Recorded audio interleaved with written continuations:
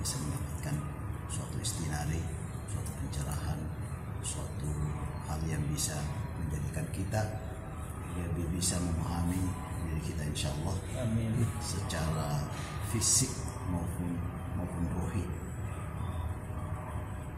Hari ini insya Allah kita akan belajar tentang kemarahan. Sebelum kita masuk ke pembahasan, karena sifatnya santai, kita identifikasi kira-kira dari kita berlima ini apa saja yang memicu kemarahan kita. Apakah di rumah, apakah di kantor, apakah di jalan, apakah di masjid, apakah kira-kira apa yang memicu kemarahan kita.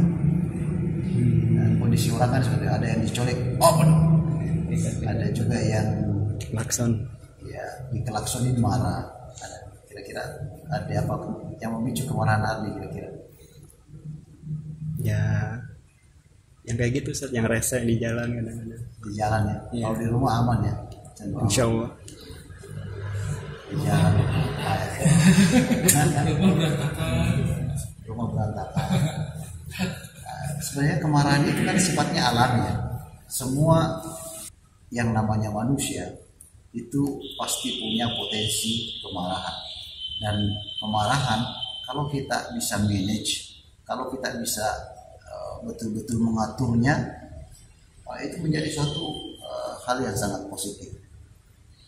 Jadi, kemarahan itu merupakan suatu hal yang kalau kita manage secara baik. Sayyidina Umar sebelum masuk Islam itu Masya Allah, orangnya temperamen. Orang belum ngomong udah marah duluan. Dan biasanya itu dipicu pertama faktor makanan, mempengaruhi faktor makanan. Kemudian yang kedua lingkungan, yang ketiga faktor pendidikan. Nah, itu semua mempengaruhi. Lingkungan kerja misalkan, orang yang setiap harinya deadline. Potensi kemarahan itu sangat besar. Tapi orang yang selalu santai hidupnya, berada di masjid, Assalamualaikum, waalaikumsalam, gimana kabarnya? Alhamdulillah, anak-anak gimana? Alhamdulillah sehat semua. Itu potensinya minim. Nah, itu yang akan kita lakukan suatu paling tidak pencegahannya. Itu tidak bisa kita hilangkan sama sekali. Tidak bisa. Karena merupakan potensi. Kalau kita bisa memanage kemarahan itu menjadi suatu kita atur. Kalau dalam hadisnya dikatakan bahwa innama sara'us syadid, bahwa orang yang petarung tangguh itu sebenarnya bukan yang hebat di ring, itu kata Rasulullah. Tapi petarung tangguh itu may yamliku nafsahu inda ghadab. Petarung tangguh atau kata Rasul, petarung tangguh itu adalah orang yang mampu memanage, menahan, dan paling tidak dia mengetahui dirinya bahwa dia lagi marah. Intinya di situ. Mengetahui dirinya bahwa dia lagi marah. Saya lagi marah. Kita ambil contoh kasus di rumah. Capek-capek kerja, pulang dari kantor, buka pintu, istri nggak ada. Terus udah Assalamualaikum ma, mukanya masuk. Nah, itu kan sebenarnya pemicu, berarti sifatnya eksternal ya. Dan kalau kita membiasakan diri kita menahan, dan harus ada puluhan list yang kita harus munculkan. Kenapa dia seperti itu? Mungkin lagi ada masalah, mungkin uang saya kurang ke dia. Ini hubungannya dengan di rumah ya, rumah tangga ya. Mengasuh anak seperti itu, kemarahan. Dan itu natural. Orang yang kokoh, orang yang tangguh, orang yang jago kata Rasulullah, mereka yang bisa menahan amarahnya. Dan Sayyidina Rasulullah SAW ketika didatangi seorang sahabat bahwa Rasulullah ajari saya kira-kira amalan apa yang bisa membuat saya jauh dari amarahan Allah Subhanahu wa taala. Dalam Al-Qur'an ditemukan kata-kata ghadab. dalam segala bentuknya itu berulang sebanyak 24 kali. Dan ghadab ini kalau ditelusuri itu hubungannya dengan kemarahan Allah kepada hambanya yang mengingkari. Dan ketika terjadi suatu pengingkaran, apakah pengingkaran itu dilakukan oleh istri, oleh anak, atau tidak sesuai, ingkarnya tidak sesuai dengan harapan kita, itu bisa memicu kemarahan 24 kali. Artinya meminimalis supaya apa yang kita harapkan itu juga bisa menjadikan kita jauh dari amarah. Jadi ini manage hati kita harus, dan itu butuh waktu yang sangat panjang. Tingkatan jiwa seseorang itu ada yang mengatakan 5 tingkatan, ada yang mengatakan 6 tingkatan, tergantung pembagiannya. Manazilus Sairin, sebuah kitab yang menerangkan tentang tingkatan-tingkatan kejiwaan seseorang itu, dikarang atau disusun oleh Imam Al-Harawi, hidup kurang lebih sekitar tahun 400-an. Beliau membagi bahwa posisi atau kondisi jiwa itu yang low level, yang growth-nya, yang paling rendahnya adalah ammaratun bisu. Dan ini merupakan potensi amarah di posisi jiwa seperti ini, masya Allah, besar sekali. Jadi memang jiwa ada seperti itu. Dari level ammaratun bisu ini harus dilatih. Penyakit hati kan sebenarnya dengki atau hasad ya. Kemudian rasa marah, kemudian iri, kemudian ria, kemudian ujub, rasa bangga. Misalkan melakukan suatu kebaikan, melakukan banyak sunnah-sunnah daripada Rasulullah, merasa dirinya paling sunni, merasa itu penyakit. Orang yang memiliki ilmu yang banyak, Allah berikan, titipkan ilmu kepadanya, kemudian dia ujub, itu penyakit. Orang yang taat kepada Allah, kemudian ketaatannya ada setan yang menggoda, kemudian kayaknya saya lah yang paling taat itu juga penyakit hati. Jadi semuanya menjadi suatu penyakit kalau kita tidak bisa mengelolanya dengan baik, termasuk kemarahan ini. Termasuk kemarahan itu kalau kita tidak kelola dengan baik, itu bisa jadi suatu bumerang dan sulit untuk kita perbaiki. Ada seorang anak muda yang suka marah. Setiap kali dia marah, dikasih sama ayahnya paku. Coba paku itu kemudian dipukulkan di mana? Di kayu atau di tembok, di dinding tembok. Hari pertama marah, pukul lagi. Hari kedua marah, pukul lagi. Bikin lagi paku sampai 1 minggu itu deretan, di situ ada 7 paku di situ. Kemudian diajarkan dia bagaimana memanage kemarahan yang selama ini yang susah dan sangat sulit untuk dia tekan. Dan kemarahan itu punya bekas, lebih parah daripada segalanya. Dan ketika kita marah seseorang, walaupun ada kata maaf, tapi bekasnya itu selalu ada. Sama bekas pakunya kita cabut pakunya, bekasnya masih ada, lubangnya masih ada. Cabut semua paku itu, coba perhatikan. Kalau kita marah kepada seseorang, kita marah kepada adik, kita marah kepada saudara, kita marah kepada sesama, kita marah kepada pembantu, kita marah, bekasnya masih ada. Padahal kita sudah minta maaf. Saya minta maaf ya minta maaf, tapi bekasnya masih ada. Jadi efek yang ditimbulkan oleh kemarahan ini, masya Allah, sangat fatal. Olehnya itu, Sayyidina Rasulullah SAW ketika didatangi oleh sahabat, tolong ajarkan saya kira-kira apa yang bisa menjadikan saya jauh dari amarahan Allah. Apa kata Rasul? La taghdab. 3 kali beliau mengulang, la taghdab, la taghdab, la taghdab. Kau jangan marah. Kemarahan itu sebenarnya posisinya di mana? Itu kan kondisi jiwa seseorang, level jiwa yang berada pada ammaratun bisu. Tadi disebutkan bahwa kondisi jiwa itu kadang-kadang ada yang mengatakan 5. Imam Ghazali membaginya pada 5. Al-Harawi membaginya pada 6. Ammaratun bisu, kemudian lawwama, kemudian mulhama, kemudian radiyah, kemudian mardiyah, mutmainnah, radiyah, mardiyah. Berapa? Pertama, ammaratun bisu. Ketika kondisi jiwa seseorang berada pada level ini, jangan disenggol. Nah, betul. Dan biasanya jiwa-jiwa seperti ini tingkat aktivitasnya sangat tinggi. Dalam artian, misalkan dikejar deadline, yang jelasnya terlalu banyak yang harus dia selesaikan. Tingkat fokus kepada kehidupan ini sangat tinggi. Semakin banyak kita fokus kehidupan, potensi untuk tidak menjaga kemaharan ini juga lebih tinggi. Kemudian pindah kepada nafsu lawwamah. Nafsu lawwamah ini yang selalu berkeluh kesah, dan selalu kemarahan yang ada pada nafsu lawwamah ini selalu menyalahkan dirinya sendiri, sehingga terjadi bunuh diri, sehingga terjadi disayat dan seperti itu nafsu lawwamah.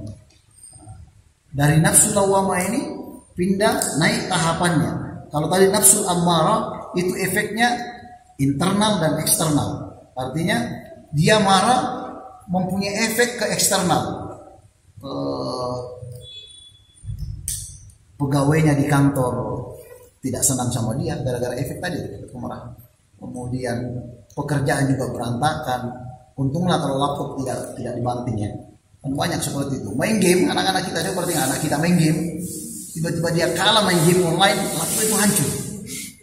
Suatu tingkat kemarahan yang berada pada posisi jiwa an-nafsul ammarah. Syaitan itu main di sini. Berhasil di sini. Teriak tepuk tangan syaitannya. Berhasil dulu. Nafsul ammarah.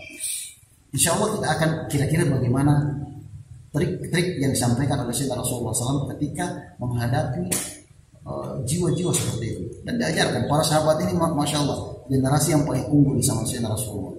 Apa kata Rasulullah? Khairukum qarni tsumma yaluna. Artinya dari segi fisik, dari segi pembinaan mental atau rohani, mereka yang paling unggul di antara kita. Dari sahabat ketika mengalami kekurangan, datang kepada Sayyidina Rasul, ajari saya kira-kira apa yang saya lakukan supaya dekat kepada Allah, kira-kira apa yang saya lakukan supaya jauh dari murka Allah Subhanahu wa taala. Contoh kasus seperti itu. Ada juga orang kita berada di level ammaratun bisu. Kadang-kadang kita mengendara mobil di lampu merah, atau mungkin lagi macet, ada yang melaksonin. Kalau kita masih ada rasa ini banget sih, itu masih kita berada pada level itu. Mau dihitung gitu ya, harus rese gitu. Kalau ada kata-kata seperti itu keluar dari jiwa, dan itu harus kita olah.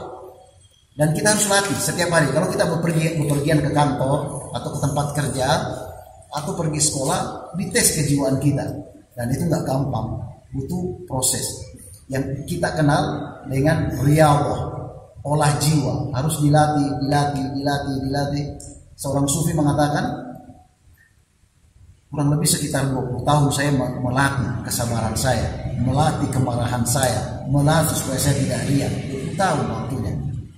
Beriring dengan kehidupan, semakin tua seseorang akan diberikan ilham oleh Allah Subhanahu wa taala sebagai suatu bentuk kebijaksanaan, lebih bijaksana menyikapi, lebih enak didengar petuanya, lebih adil dalam berbagi.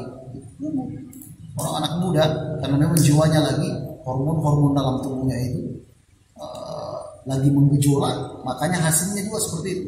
Jadi yang diperlukan adalah bagaimana memanagenya, manajemen. Karena itu nggak bisa dihilangkan, karena itu faktor alami dalam anatomi tubuh kita. Kondisi, efek kepada jasad dan efek kepada jiwa kita. Kita marahan sama istri. Ibu berapa hari kalau marahan sama suami?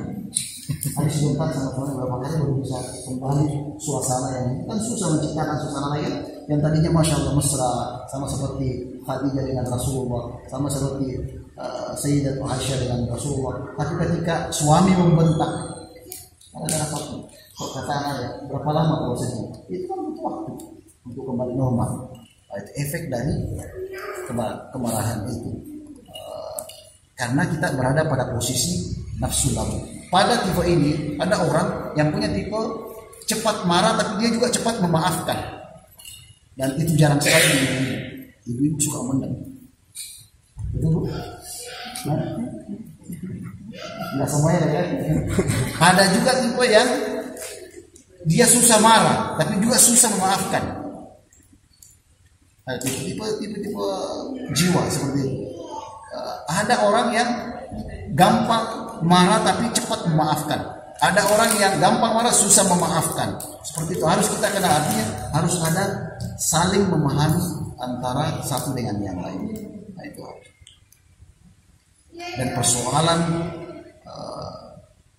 kemarahan ini, masya Allah, efeknya luar biasa. Pertama, kita lihat efek dari anatomi tubuh kita. Tekanan darah akan naik. Berapa energi yang harus kita keluarkan ketika marah? Banyak sekali energi yang kita. Tapi itu bukan pembakaran ya. Kalau pembakaran kalori, masya Allah bagus. Kalau kalori yang dibakar ketika kita marah itu enak. Tapi ini bukan energi. Bahkan seorang psikolog mengatakan bahwa ketika seseorang marah itu bisa yang energi positif tadi itu berubah menjadi toksik, berubah menjadi racun dalam tubuh. Semakin banyak seseorang marah, dan itu akan melahirkan racun-racun dalam tubuh. Ini dari segi medis, dan medis dengan ruh itu sulit dipisahkan. Satu sama lain saling berkaitan. Bahwa Sayyidina Rasulullah mengatakan bahwa inna fil jasadi mudghah idza saluhat kullul jasad wa idza fasadat kullul jasad. Bahwa dalam tubuh manusia itu ada segumpal daging. Orang-orang sekarang mempelajari ilmu nafs. Di 1400 tahun Rasulullah sudah menjelaskan. Contoh kecil. Ketika Rasulullah SAW dalam sebuah hadis diterangkan bahwa kalau kita ini memanage bagaimana supaya kita terhindar dari syarat rasa marah. Yang pertama adalah bisa dilihat di surah Al-A'raf ayat 200 sampai 201. Coba Al-A'raf. Wa imma yanzaghannaka minasyaitonir nazghun. Kalau misalkan ada syaitan, berarti pengaruhnya sebenarnya syaitan. Kemarahan itu dipicu dari aliran darah. Ya kan? Eksternal masuk ke otak, diproses, kemudian muncul darah mendidih, kemudian itu diproses, kemudian keluar aksi. Syaitan itu masuk ke darah kita.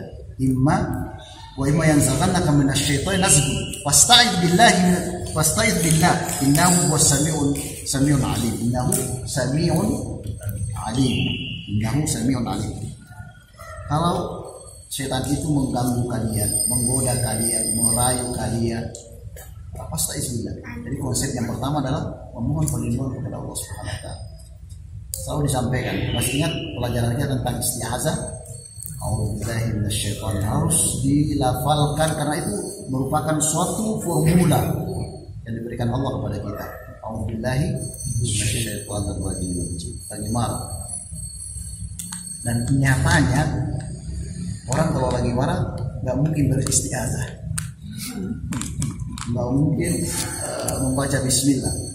Makanya kata Rasulullah, orang petarung yang paling tangguh itu dia yang bisa menahan rasa amarahnya. Ketika dia marah, dia sadar bahwa dia lagi marah. Artinya kemarahannya ini masih dia bisa kelola.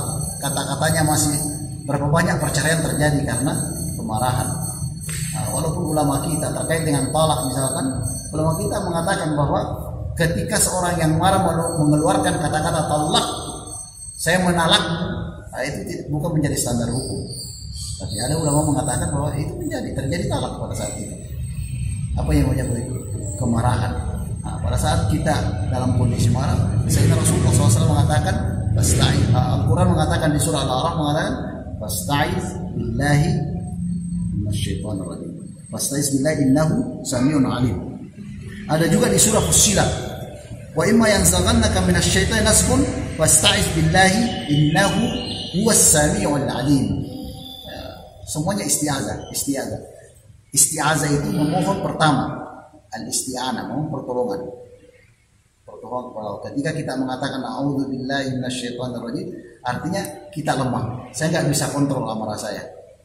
Saya kembalikan semuanya kepada Allah. Dan kondisi-kondisi sulit.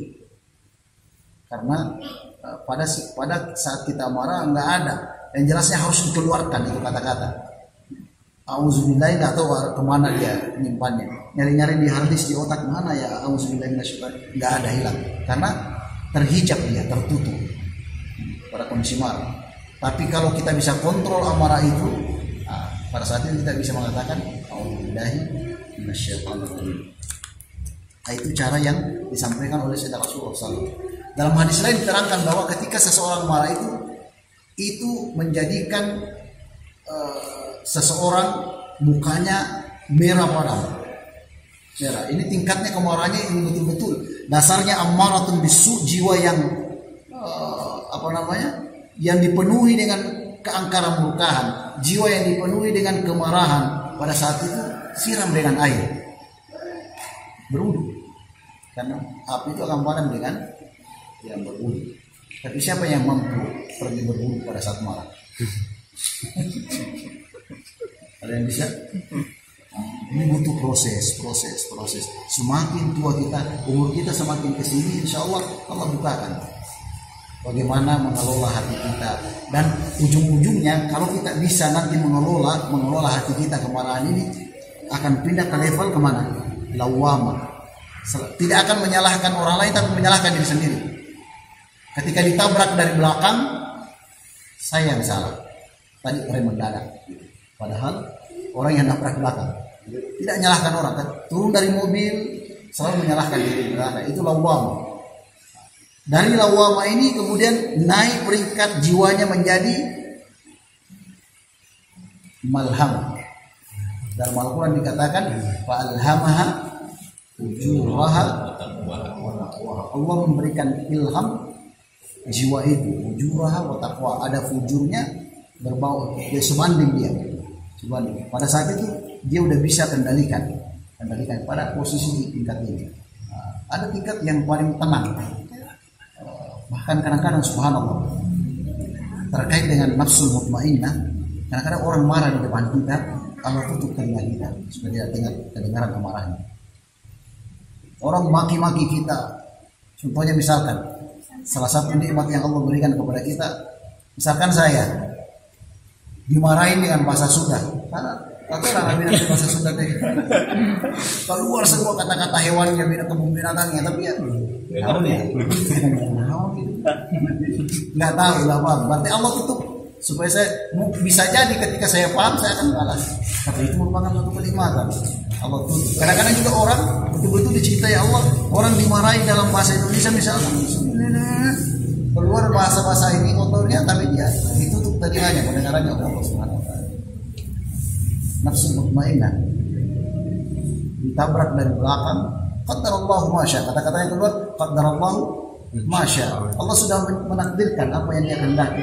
Saya ditabrak, bisa jadi dia kembalikan. Dari bisa jadi saya keluar tadi tidak mengucapkan bismillah tawakkaltu ala Allah la haula wala quwata illa billah. Itu untuk memanage, dilatih hati kita. Dilatih hati kita. Jadi isti'azah, itu perlu isti'azah. Yang kedua, Sayyidina Rasulullah SAW memberikan kita motivasi bagaimana mengelola kemarahan ini. As-sukun, diam. Kita marah, pasti kalau marah. Saya baca sebuah buku bahwa ternyata kemarahan itu harus dikeluarkan. Karena ketika kemarahan itu tidak keluarkan di dalam hati, itu jadi tekanan. Dan itu jadi toksik, itu jadi racun dalam tubuh. Cara mengeluarkan inilah yang perlu manajemen. Yang tadi yang pertama adalah isti'azah. Ketika kita bisa kembalikan kepada Allah, kondisi jiwa kan susah. Kita butuh waktu berapa lama? Kalau dari marah kemudian normal 1 jam. Tergantung kemarahannya. Kalau marahnya berat ya bisa sehari, 2 hari kan? yang bikin ulah ya. Kemarahannya tingkat dewa. Yang bikin ulah. Kadang-kadang hal sepele karena capek, berarti Pak Toli kan capek, pulang ke rumah buka meja nggak ada apa-apanya. Kadang-kadang ada suami seperti itu, ada bapak seperti itu, kondisi jiwa. Jadi yang perlu dibenahi adalah beri makan jiwa kita itu, kasih makan jiwa kita dengan syukur, kasih makan jiwa kita dengan nasihat, kasih makan jiwa kita, kasih minuman, kasih nutrisi.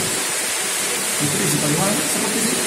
Ini merupakan nutrisi yang diperlukan jiwa kita. Ketika kita mendapatkan suatu hadis bahwa ternyata Al-Quran memerintahkan kita ketika kita dalam kondisi marah, kita harus beristiadah.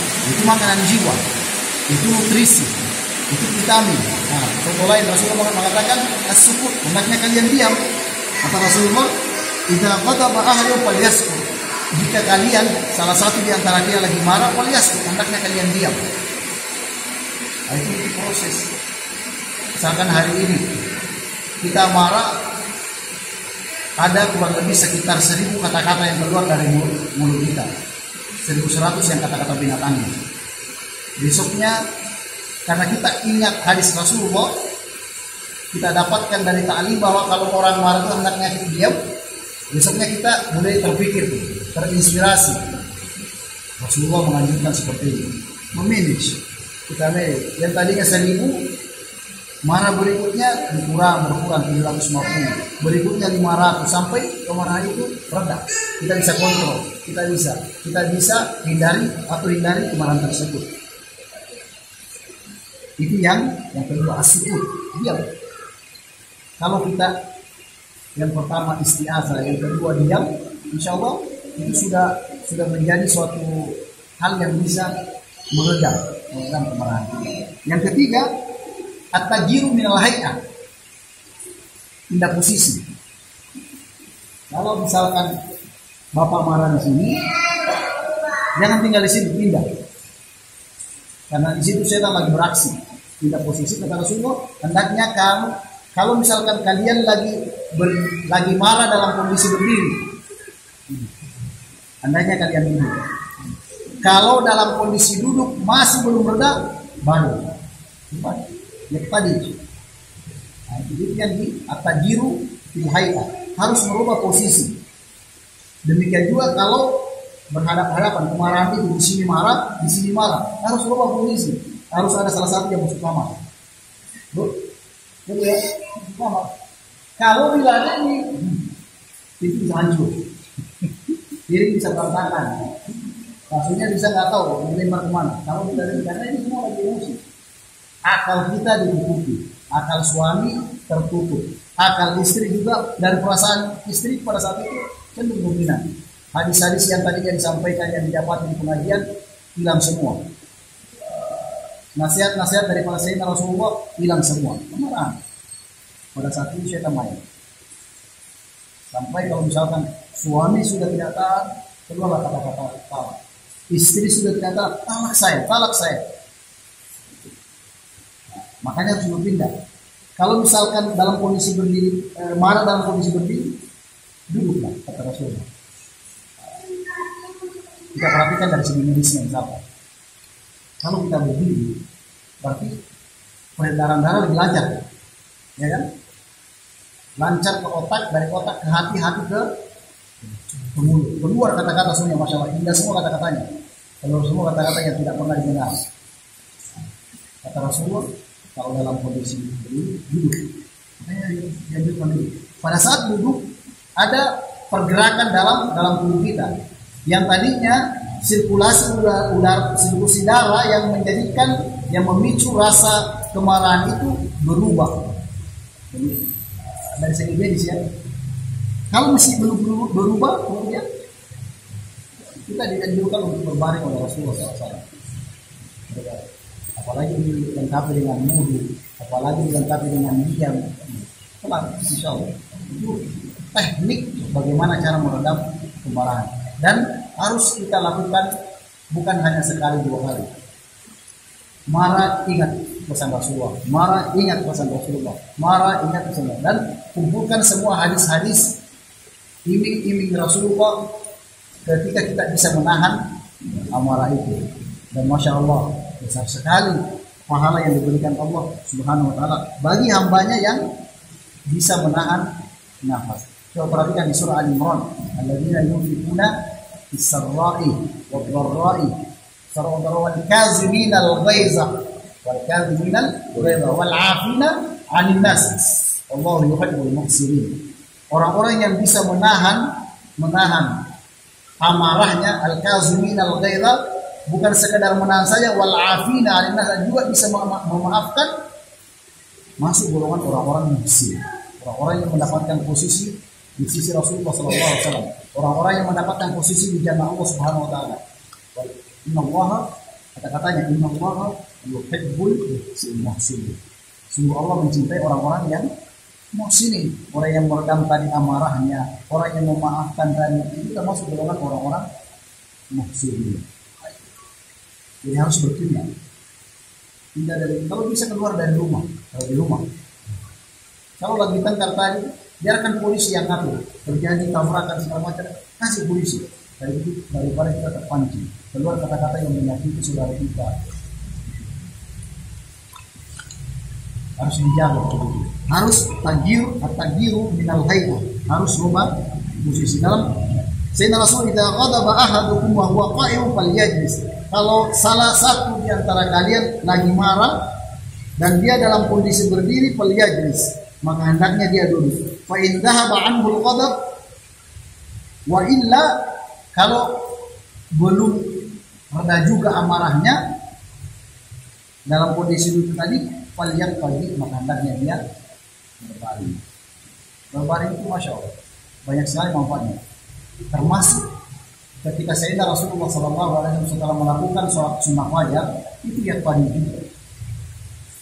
Jadi ada kondisi-kondisi yang bisa menjadikan hati kita damai, perasaan kita tenang. Kalau sudah tahapan-tahapan tadi, istiazah sudah, kemudian diam sudah, berwudu sudah, kemudian kita pindah posisi. Nah, insya Allah jangan tetap tinggalkan.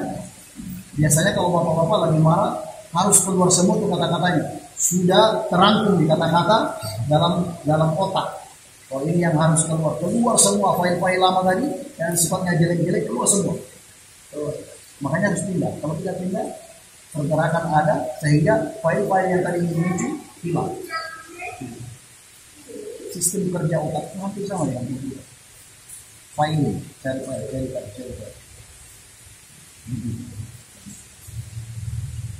Itu yang ketiga.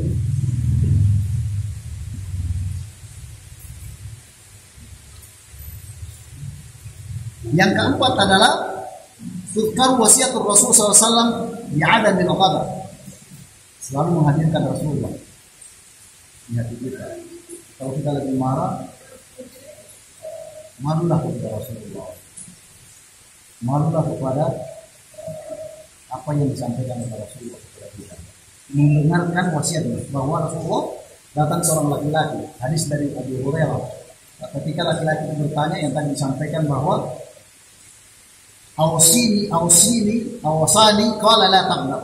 Laki-laki mengatakan awsani ya Rasulullah, berwasiatlah kepada saya. Apa wasiatnya? Kemudian la taqdar. Warat berkali kami Rasulullah mengulangi beberapa kali kata-kata tersebut. La taqdar. Ada suatu waktu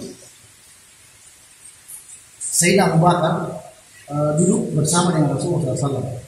Ketika datang seseorang yang fakir, datang kepada Abu Bakar, marah. Abu Bakar ini punya tanggungan ekonomi. Ada orang-orang fakir yang ada di Madinah pada waktu itu menjadi tanggungan Abu Bakar. Abu Bakar tidak menginginkan apa-apa, tapi dia inginkan kehidupan akhirat.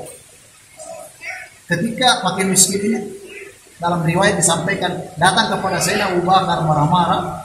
Dia marah kepada Abu Bakar. Wallahu a'lam, mungkin kemarahan ini dipicu karena tidak mendapatkan jatah pada hari itu. Marah, dan Rasulullah ada di sampingnya.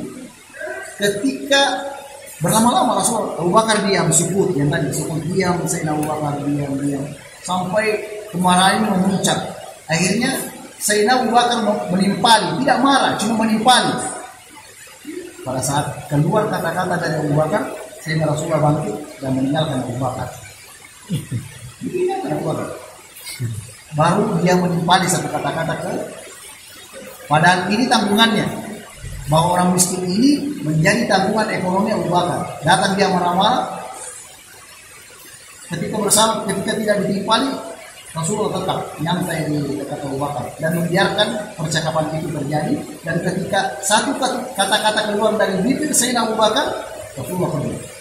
Karena setan sudah main. Penasaran Sayyidina Abu Bakar. Akhirnya dikejar Rasulullah dan ditanyakan, kenapa meninggalkan saya wahai Rasulullah?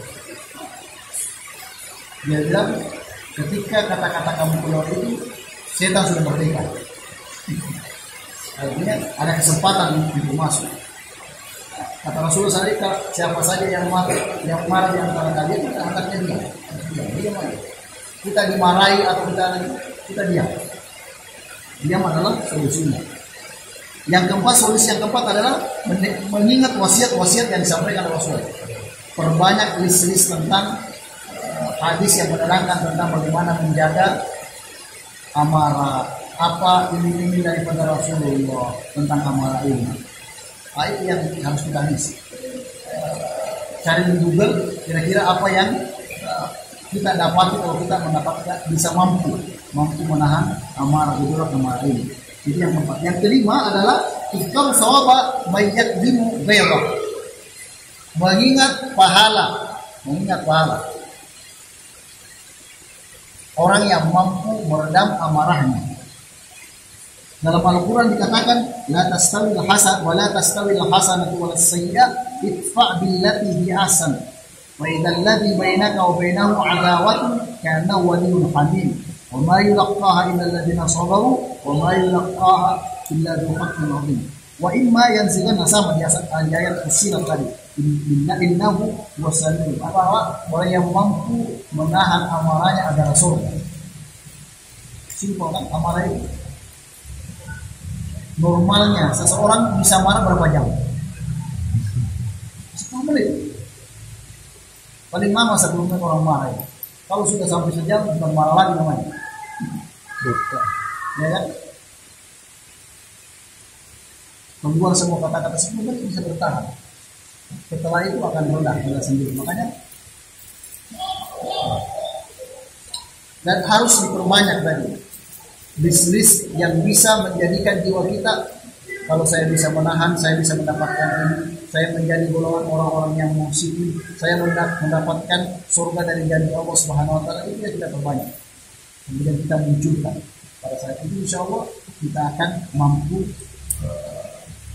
meredam amarah yang ada dalam diri kita.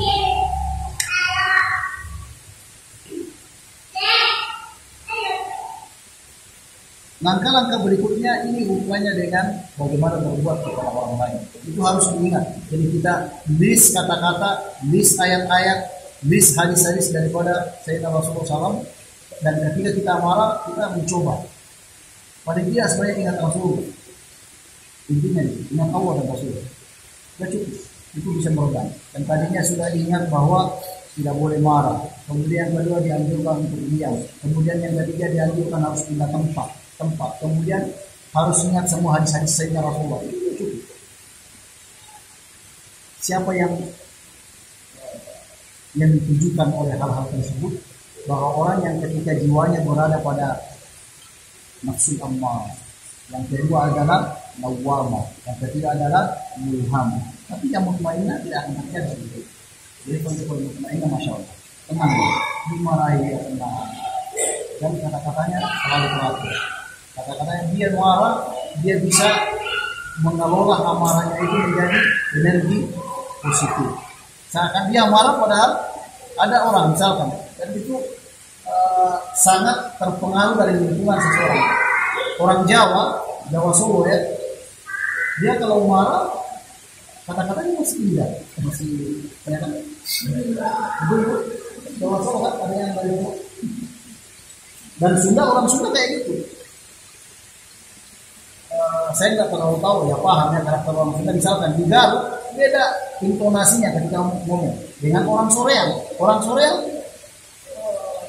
cenderung lebih kata-kata sekarang itu kata-kata saya diajarin sama istri bahwa orang Soreang itu punya bahasa yang santun, beda dengan kayak di Tasik.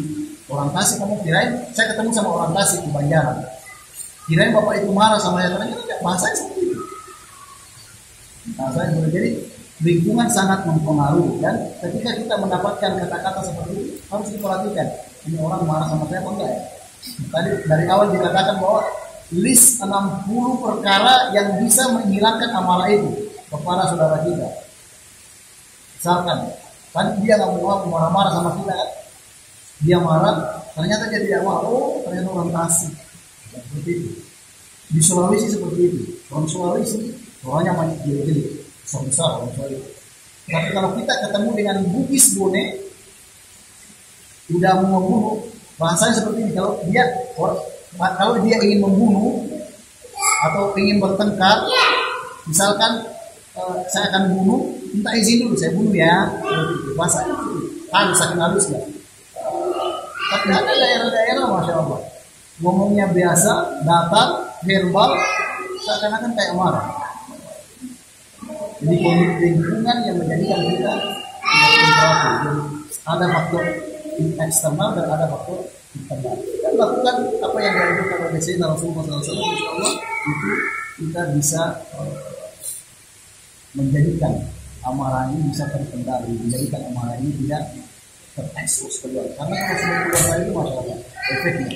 Jangan gara-gara politik, gara-gara paslon, gara-gara segala macam itu menjadikan hubungan kita retak.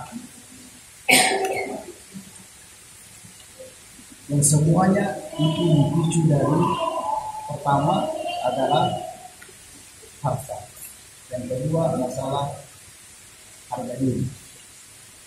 Jadi itu kalau lagi minyak harga diri suami mahal. Minyak harga diri suami itu punya karakter sebaik. Kenapa laki-laki dinamakan rijal? Laki-laki dinamakan rijal. Rajul. Orang Arab kalau kaki itu dinamakan rijal. Karena laki-laki itu suka jalan. Jadi harus memahami satu sama lain. Laki-laki dinamakan ar-rijalu karena dia suka jalan, rijal.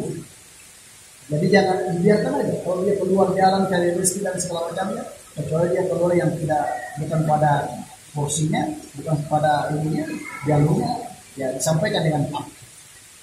Kenapa perempuan dinamakan mar'ah? Itu harus memahami. Dinamakan al-mar'ah, kata-kata mar'ah, cermin, dinamakan dalam bahasa Arab mir'ah. Hampir sama. Ya, perempuan dinamakan mar'ah karena dia suka bersolek. Habis ke dapur, bersolek dari toilet, bersolek lagi. Dari keluar ke cermin lagi. Makanya dinamakan al-mar'ah. Karena dia suka ke cermin. Laki-laki dinamakan rijal karena dia suka ke cermin. Kalau saling memahami satu sama lain, insya Allah semuanya aman. Semuanya akan terkendali. Bahwa istri memahami suaminya memahami istrinya, saling memahami satu sama lain. Sehingga kemarahan ini tidak muncul. Efeknya fatal sekali, terutama kepada pendidikan anak. Kalau suami istri kan di rumah, anaknya dia. Itu dari kebiasaan. Sama saya juga suka begini. Ayah saya juga suka ngomongnya belum. Kata-kata keluar kan. Ayah saya juga suka ngomongin siap. Itu keluar ketika marah. Jadi menjadi pendidikan kepada anak kita dia dan efeknya bakal sekali. Ketika dia tumbuh, bayangan-bayangan itu menjadi inspirasi buat dia. Ayah suka marahin ibu suka marahin ayah seperti itu. Jadi hindari. Lakukan hal-hal yang dianjurkan oleh Rasulullah. Berwudulah ketika dalam kondisi marah. Pindah tempat ketika marah. Diam ketika marah. Kemudian ingat semua hadis-hadis daripada Sayyidina Rasulullah Shallallahu Alaihi Wasallam. Bapak dan Ibu yang cinta Allah Subhanahu Wa Taala, ini merupakan suatu anger management. Bagaimana memanage kemarahan dan identifikasi. Tadi sebelum dikatakan kira-kira faktor apa saja yang memicu kita untuk marah. Tadi ada yang Bapak-Bapak sampaikan. Pertama, biasanya dikelakson dari belakang, kita marah. itu bisa kita latihan. Tulis kata-kata ini, tempelkan di mulut. Ingat kata Rasulullah, jangan marah. Kalau marah seperti ini, tulis kata-kata daripada Rasulullah, tempelkan di mulut. Karena kalau ada yang kelaksoni, lihat berapa. Jangan marah, jangan marah, jangan marah, jangan marah. Dan ingat Rasulullah.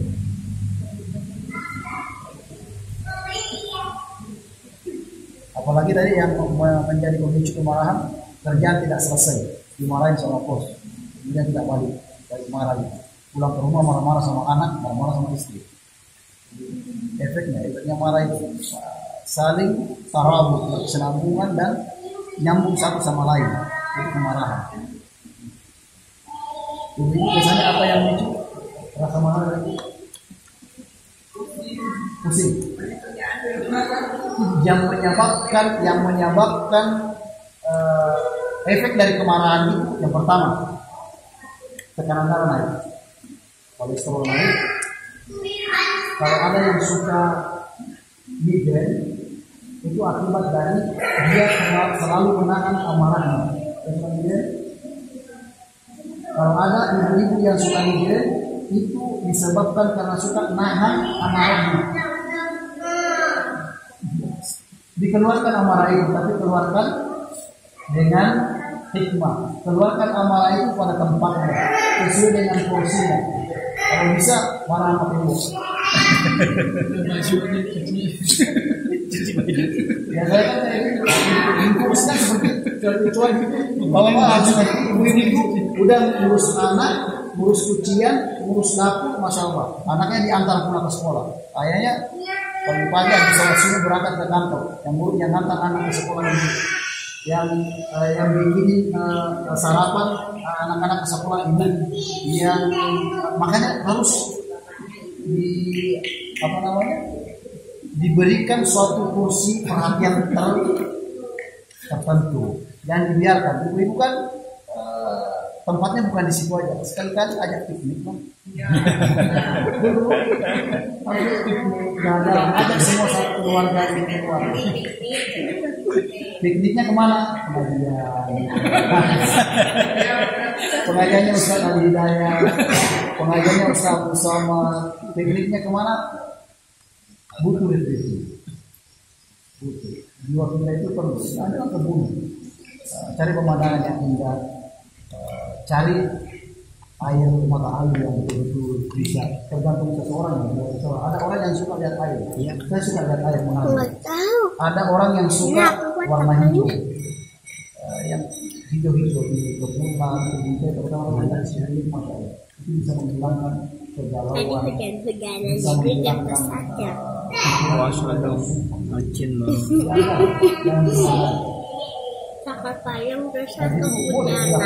bahwa halusan Rasulullah mengajak istri-istrinya ke situ dan jangan terlalu kaku dalam hubungan. Sayyidina Rasulullah sama Sayyidah Aisyah, umur Rasulullah berapa? Itu sudah menghampiri 60 tahun. Apa yang dalam Sayyidah Aisyah berapa umurnya? Masih belia, masih kurang lebih sekitar 20. Mandi bersama dalam satu bejana. Itu apa? Menciptakan keharmonisan, menciptakan kedamaian. Berbagi antara satu dengan yang lain. Satu dia namanya bersama Rasulullah. Tegar kalau ada yang panas juga. Terus dia punya ruangan khusus untuk suami istri. Mandi berdua di situ air hangat. Ngobrolkan apa kira-kira kendala ibu selama ini, apa kendala ayah selama ini. Ada komunikasi. Biasanya waktu sebelum menikah, masya Allah mesra semua kata-katanya, ya kan? Nama di HP-nya, 1 tahun menikah udah ganti namanya. Tadinya 10 tahun tertulis istrinya namanya apa? Terus lagi DPR, masih ada dapur.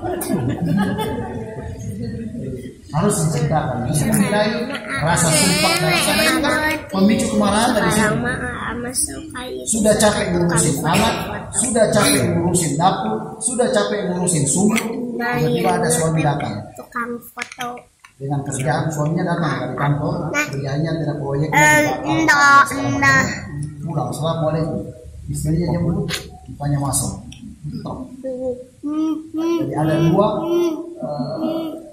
kegagalan yang dibawa dari kantor ke rumah, kemudian kebisingan dan kesibukan yang ada di rumah. Kakaknya kayak gitu, kayak Al-Quran dikatakan lantanan birra hatta tunfiqu mimma tuhibbun. Kalian tidak akan mendapatkan al-birra, suatu kebaikan, mimma tuhibbun, terhadap apa yang kamu cintai, kalian cintai. Lantanan birra hatta tunfiqu mimma tuhibbun, sampai kamu menafkahkan apa yang kalian cintai. Bapaknya suka diperhatikan sama istri, senang diperhatikan, berikan dia perhatikan yang lebih. Kan bahasa Qurannya seperti itu. Dan tanalul birra hatta tunfiqu. Kamu tidak akan mendapat kebaikan sampai kamu memberikan, menafkahkan semua apa yang kamu cintai. Kalau kita cinta harta, kita harus mengeluarkan harta sebanyak-banyaknya. Kalau cinta kedudukan, kita harus bersungguh-sungguh dengan kedudukan. Kalau kita cinta diperhatikan, berikan perhatian balik kepada istri, berikan perhatian balik kepada majikan, berikan perhatian balik kepada semuanya seperti itu. Dan tanalul birra hatta tunfiqu. Insyaallah istri akan memberikan yang lebih daripada itu. Sebaliknya seperti itu. Ibu kalau punya emas 1 gram, 1 kilo harus kasih perhatian ke bapak-bapaknya. Insyaallah bapak-bapaknya kalau sudah dikasih perhatian, insyaallah nggak ada yang kata-kata belum gajian. Kalau selalu gajian. Kalau sudah apa yang menjadi pemicu di rumah selain tadi di rumah menerima kerjaan, selain itu apa lagi?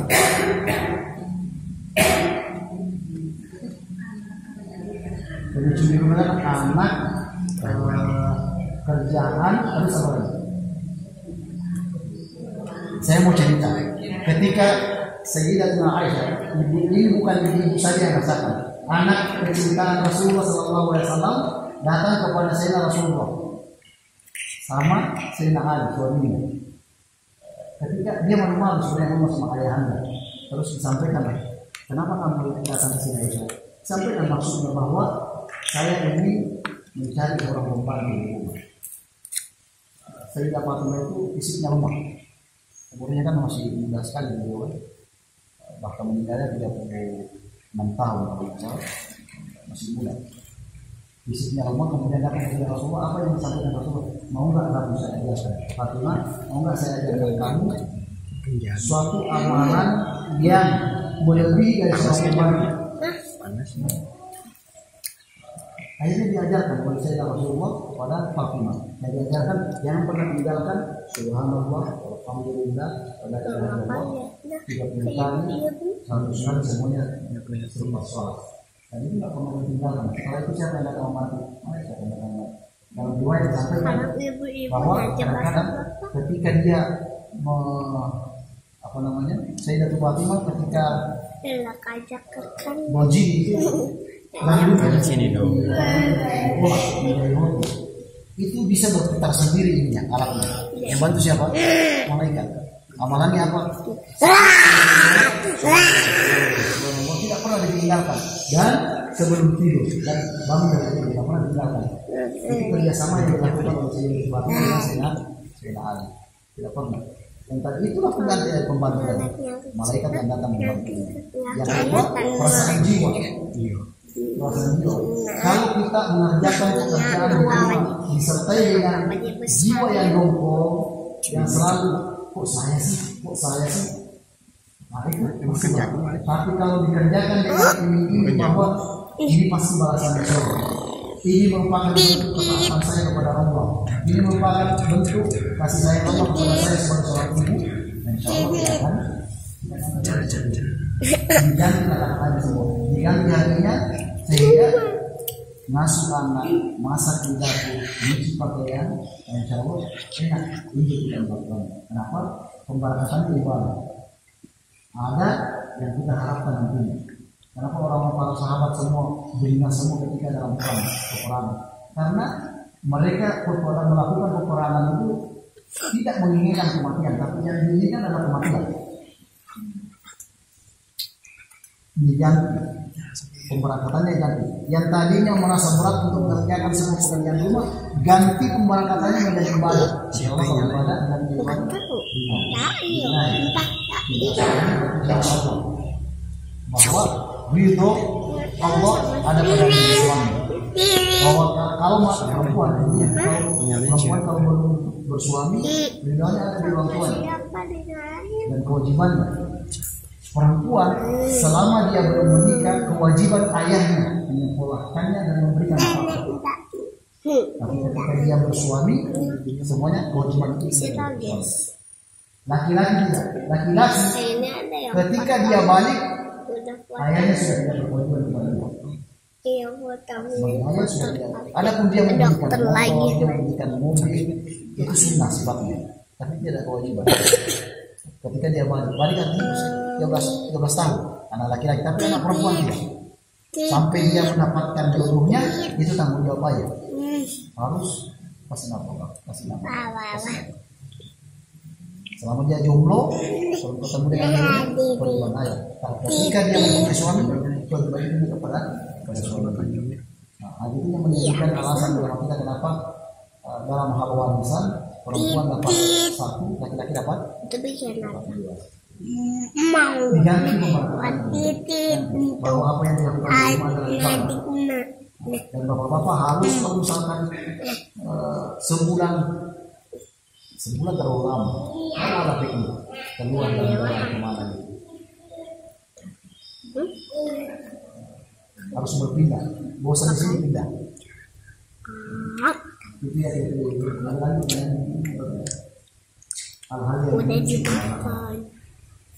Dan jelasnya jangan marah kalau misalkan bulan kemarin dapat selesai, yang ada bijinya suka dia makan bijinya.